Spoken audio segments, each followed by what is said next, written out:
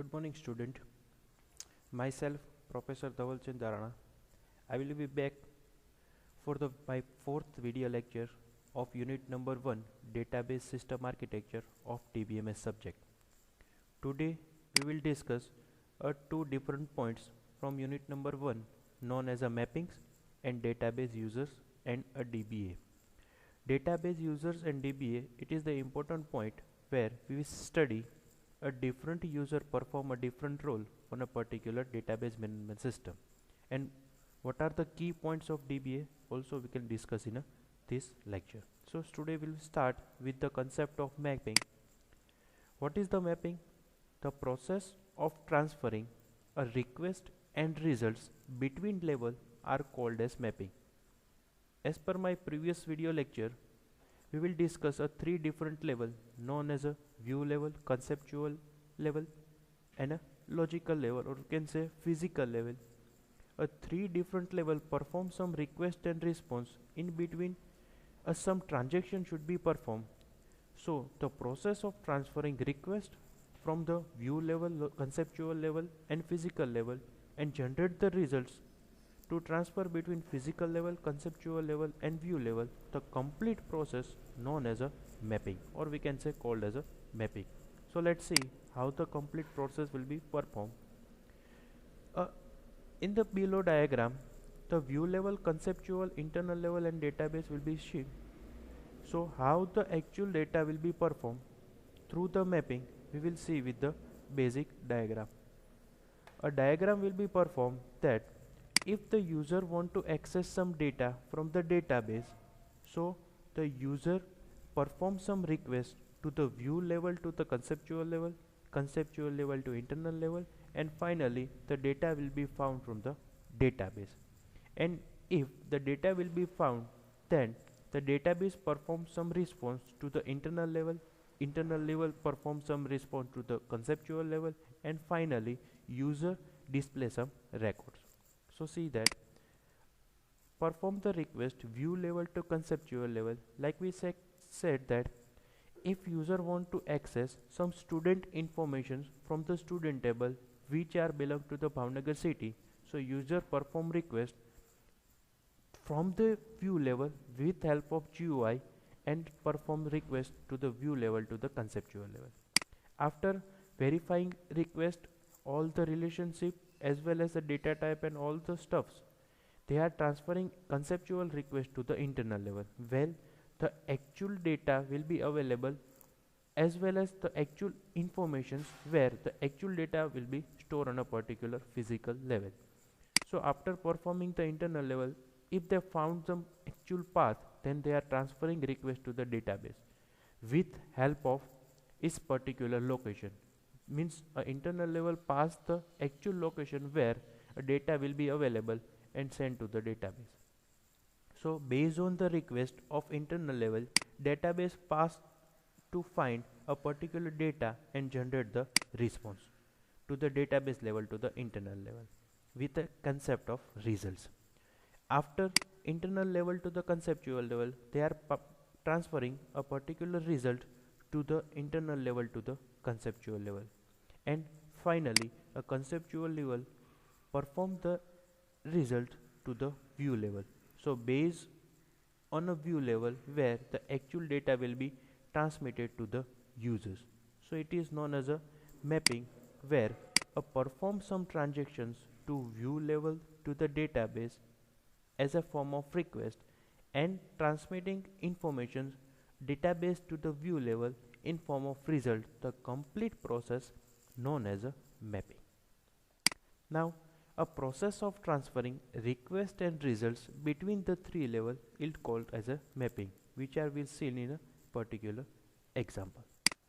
The next point, it is the key point of unit number 1. It is known as a types of database users, because a database user perform with the help of different operations, they can access a particular data. So we will divide a different user which are based on different operations which they are performing on a database. Start with the naive users, or we can say end users. It is says that it is a non-technical persons, or we can say unsophisticated users who have a zero knowledge about the database system, because it is known as a end users. That's why they are not known how the data will be performed. They are just performing the some application or indeed intermediate software, and with help of intermediate software they are just requesting and retrieve informations. End user interact to the database via sophisticated software, or we can say a tool. Like if we want to book or any kind of online food delivery system, so we just use a Swiggy application. But if we are non-technical person, then also we are using the Swiggy application, perform our order, and we can serve the food as well the Swiggy applications. Example like clerk in a bank. So below mentions example that a clerk in a bank is not a IT industry person, but they are performing all the transaction with help of computer system, so it is known as a name users. Second thing, or second user, known as a application programmer. Name itself suggests that it is known as a application programmer. So programmer is known as a application programmer. The name itself suggests that the application programmer means it is the computer stuffs or computer people where they can write the programs to the particular database management system. A programmer who write a software using tools such as Java, .NET, PHP, etc.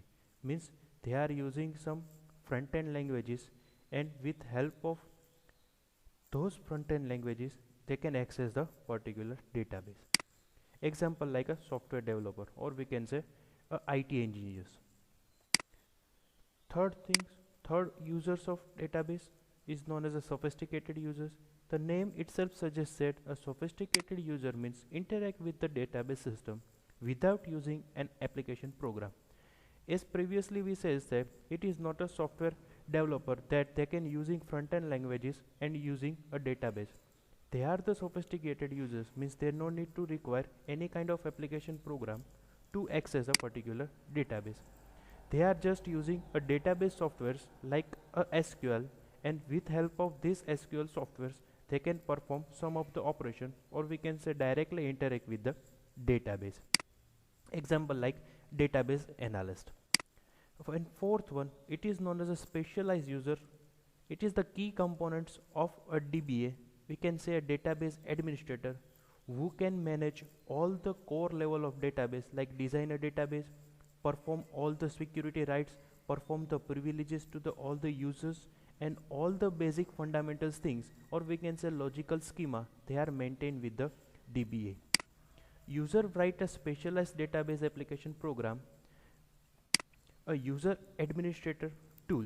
With help of administration tool, a DBA perform a database management system, or it is one of the top level users. They can maintain all the DBMS, and as well as a particular users who are interactive particular database. Now we see a different database administrator role with help of a particular database administrator.